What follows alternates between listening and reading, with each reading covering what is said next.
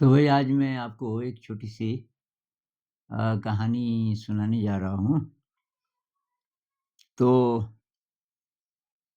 एक बार की बात है कि कोई ऐसी दुनिया थी जहाँ ये जो कैटरपिलर्स हैं, कैटरपिलर आप जानते होंगे जो ये ऐसे-ऐसे करके चलता है ना कीड़ा ज़मीन पे, वो बाद में तितली बनता है। वो ककून बनाता है, उसके अंदर उसके पंख पैदा होते हैं, उसका शरीर बदल जाता है, ट्रांसफ़ॉर्म हो जाता है और फिर अपने पंखों के ज़ोर से वो तोड़ता है ककून की दीवारों को और बाहर निकल के तब उड़ने लगता है, वो तितली बन जाता है। तो एक ऐसी दुनिया थी जहाँ तितली बनने में कैटरपिलर्स का विश्वास नहीं था, क्योंकि वो जिस भी कैटरपिलर को देखते थे वो सब ये रुपया, पैसा वग़ैरह-वग़ैरह ये बाहर के संसार में जो-जो प्राप्त हो सकता है, सब उसी की दौड़ में थे। सारे के सारे कैटरपिलर्स कुछ ऐसे। ये बीच में ये धन-दौलत है और उसपे ये कुंडली मारे ये कुछ ये वाले हैं मोटे-मोटे। इनकी कोशिश ये होती थी कि सारा पैसा हमारे पास रहे और ये ये सारे जो बाकी हैं, इनकी कोशिश होती थी कि काश हमको भी थोड़ा-सा मिले। तो मतलब ये गरीब लेकिन एक सेंस में इनमें और इनमें कोई फ़र्क नहीं, क्योंकि दोनों की तलाश वही थी पैसा। अब इनके पास पैसा है तो बहुत, ये अतिरिक्त पैसा है मतलब सब है उनके पास जो हो सकता है, लेकिन उनको ये डर रहता है कि कहीं छिन ना जाए पैसा, कहीं ये दूसरे लोगों में ना चला जाए वगैरह। एक कैटरपिलर था इन सब से अलग ये। इसको उड़ने के सपने होते थे अक्सर और ये अपनी मम्मी-पापा होंगे इनमें से कोई या क्या पता इनमें से हों, तो उनको पूछता था कि ये अ, मुझे उड़ने के सपने होते हैं और मुझे ऐसा लगता है कि क्या पता हम भी उड़ सकते हैं। तो सारे उस पे हँसते थे कि बेटा हम नहीं उड़ सकते, उड़ने के लिए पंख चाहिए। तो ये कहता था कि मैंने कहीं किसी जगह पढ़ा था कि कैटरपिलर चाहे तो उसके पंख निकल आएँगे। तो तब वो उसको डाँटने लगे कि तू ये ऊट-पटांग बातें करता है, ऐसी बातों से तो ज़िंदगी में सफल नहीं हो पाएगा। तो ये सब लोग जो कोशिश कर रहे हैं, कि ज़्यादा धन-दौलत आए, मान-सम्मान आए तो उधर क्यों नहीं जा रहा है? तो इसने कहा कि वो दौड़ तो मुझे पता है, वहाँ पैसा तो है लेकिन उड़ तो नहीं सकते ना ये, इनमें से कोई भी उड़ नहीं सकता। तब ये इसको डाँटने लगे कि उड़ने की अगर तूने बात की ना तो फिर अच्छा नहीं होगा, हम तुझे घर से निकाल देंगे। तो एक दिन ये खुद ही घर से निकल गया और इसने कहा कि मुझे ये पता लगाना है कि यही है बस ज़िंदगी, रेंग के चलो ज़मीन पे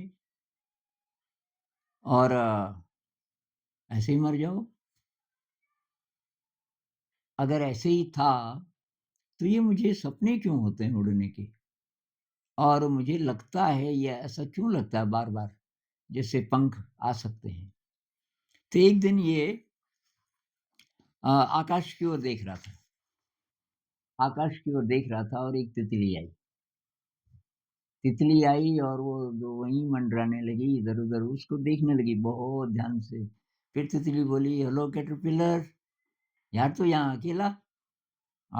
तू वहाँ क्यों नहीं है? उस दौड़ में तू शामिल क्यों नहीं है इसमें?" उसने कहा कि मुझे एक सवाल है मेरे मन में, उसका जवाब जानना है। कि क्या सवाल है? कि मुझे उड़ने के सपने आते हैं, बहुत ज़्यादा और पता नहीं मुझे क्यों लगता है कि क्या पता मेरे भी पंख निकल आएँ और जब-जब मैं बोलता हूँ सब तो मेरे पे हँसते हैं, शायद आप भी हँसोगी। तितली ने बोला, "नहीं, मैं तो तुझे देख के बहुत दूर से आई हूँ कि भई तू अलग है और तुझे मैं बताना चाहती हूँ कि मैं भी तेरे जैसी थी पहले। मैं भी कैटरपिलर थी। मैं भी ज़मीन पे तेरी तरह ऐसे-ऐसे चलती थी।" आ इसको बहुत आश्चर्य हुआ। उसने कहा, "फिर? लेकिन ये हो कैसे सकता है? मैं तो कैटरपिलर हूँ, तू भी ऐसे थी। अब तो उड़ कैसे सकती है?" कि तुझे जो सपने होते हैं ना उड़ने के, वो फालतू नहीं होते। तेरे अंदर वो संभावना है कि केवल मेरे कि नहीं, जितने कैटरपिलर हैं। लेकिन और लोग नहीं पता करना चाहेंगे, और लोग विश्वास भी नहीं करेंगे। तेरे तो माता-पिता को तेरे पे विश्वास नहीं हुआ तब?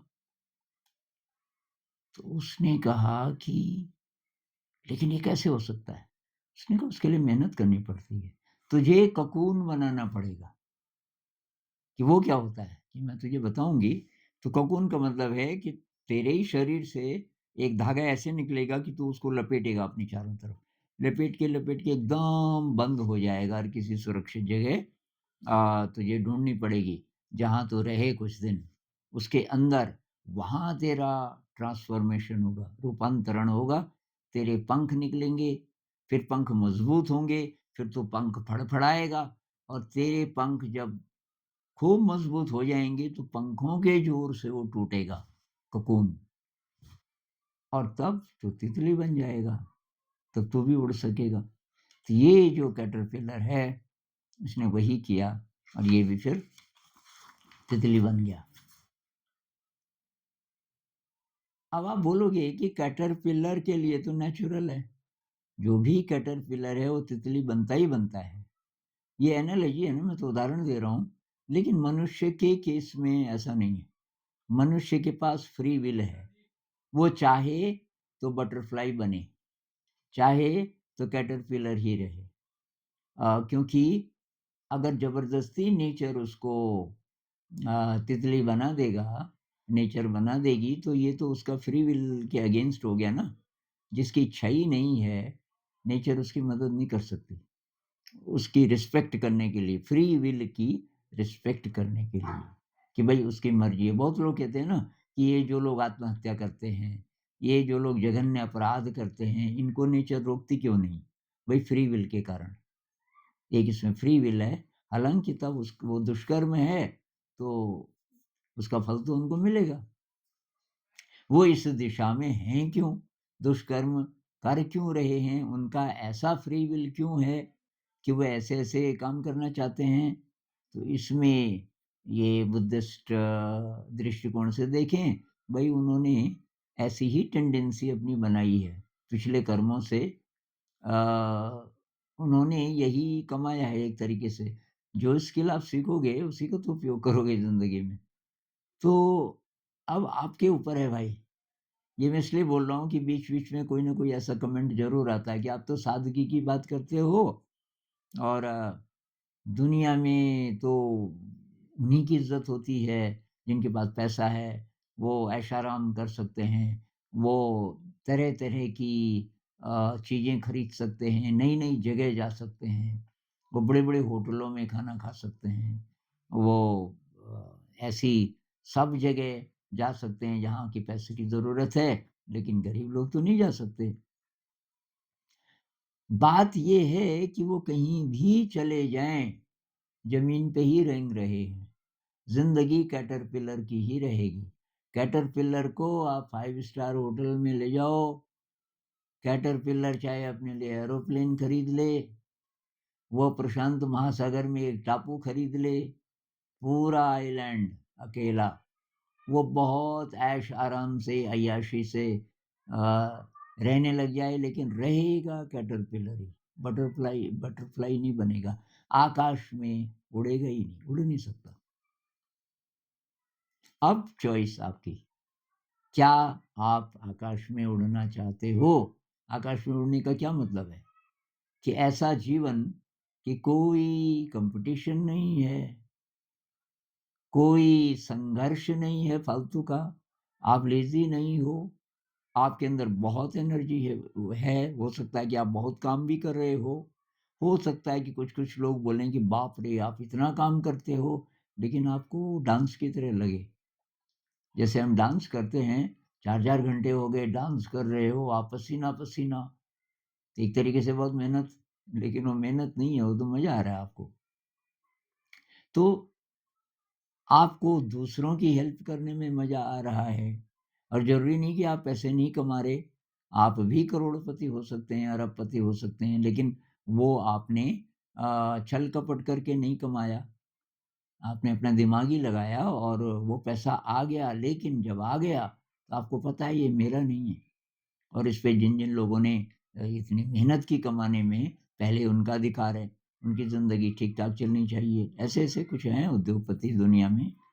कुछ एक में रीडर्स डाइजेस्ट एक मैगज़ीन है, उसमें मैं पढ़ रहा था किसी उद्योगपति के बारे में, कि वो बहुत सफल जब हो गया, तो जितने लोग थे उसने उनको बुलाया कि अब इस फैक्ट्री के सारे मालिक होंगे, सारे मालिक होंगे और कुछ ऐसा सिस्टम बनाया कि जितना प्रॉफ़िट होगा, तो उस सब में उस हिसाब से बँटेगा कि जो जितना काम करे उसके हिसाब से, लेकिन सब मालिक। ये नहीं कि वो अपने लिए ज़्यादा। तो ऐसे लोग हैं। अभी हमारे देश में एक हैं, आपने सुना होगा अज़ीम प्रेमजी। तो किसी ने मुझे उनके बारे में बताया कि अज़ीम प्रेमजी ने वो ये कंप्यूटर्स वग़ैरह बनाने का शायद कुछ काम, बहुत ज़्यादा पैसे आ गए और उन्होंने एक संस्था खोली और उसपे अरबों रुपया लगा दिया। करोड़ों भी नहीं, अरबों रुपया लगा दिया और तब और लोगों ने भी उनकी मदद की। तो अज़ीम प्रेमजी नाम से एक संस्था चलती है और वो हमारे देश के हज़ारों स्कूलों को सुधारने की कोशिश कर रहे हैं। अब सुधार पाएँगे या नहीं वो अलग बात है, लेकिन कम से कम कोशिश तो कर रहे हैं। मेरे काफ़ी सारे दोस्त हैं, जो अज़ीम प्रेमजी में काम कर रहे हैं। बहुत सारे वो जो मेरे विद्यार्थी थे पहले या टीचर्स थे, उनकी मैंने ट्रेनिंग की थी। या अज़ीम प्रेमजी वाले बुलाते थे पहले अपनी मीटिंग्स में, अब तो मैं जा नहीं पाता। तो बहुत सारे हैं जो कोशिश कर रहे हैं। सफलता कितनी मिलेगी वो भी अलग बात, कोशिश तो कर रहे हैं। तो एक उनका इंटरव्यू था, उस छोटा-सा कोई क्लिप किसी ने भेजा मेरे लिए या पता नहीं, उसमें वो बोल रहे थे कि जब पैसा आपके पास ज़्यादा आ जाए तो रिस्पॉन्सिबिलिटी है। आपका नहीं है वो सारा पैसा। आपने दिमाग लगाया ठीक है, लेकिन आपके लिए पता नहीं कितने लोगों ने काम किया। तो उन सब का अधिकार है, उन सब की ज़िंदगी उससे जुड़ी है और उसके अलावा आप और समाज में क्या कर सकते हो? तो अगर ऐसी आपकी चित्तवृत्ति है और तब आपके पास पैसा आ जाए अच्छे तरीके से, आपने दिमाग लगाया, कोई ऐसा प्रोडक्ट बना दिया नया जो बहुत बिकने लगा, तो उस पैसे से क्या करोगे? अगर अपने ही अपने लिए आप करने वाले हो, तो आपको आकाश का पता नहीं चला। आकाश का क्या मतलब है? कुछ-कुछ आप समझ गए होंगे। आकाश का मतलब है कि आपके अंदर असली खजाना है, ये आपको पता चल गया। जब ये पता चल गया तब बाहर आपको कहीं प्रॉब्लम नहीं होगी बाहर की दुनिया में और जो अतिरिक्त आपके पास धन-दौलत आ गई, उसका आप बहुत सदुपयोग करोगे और बहुत आनंद से रहोगे। तो अभी इतनी बात करते हैं इस पे, इस पे और बात करेंगे।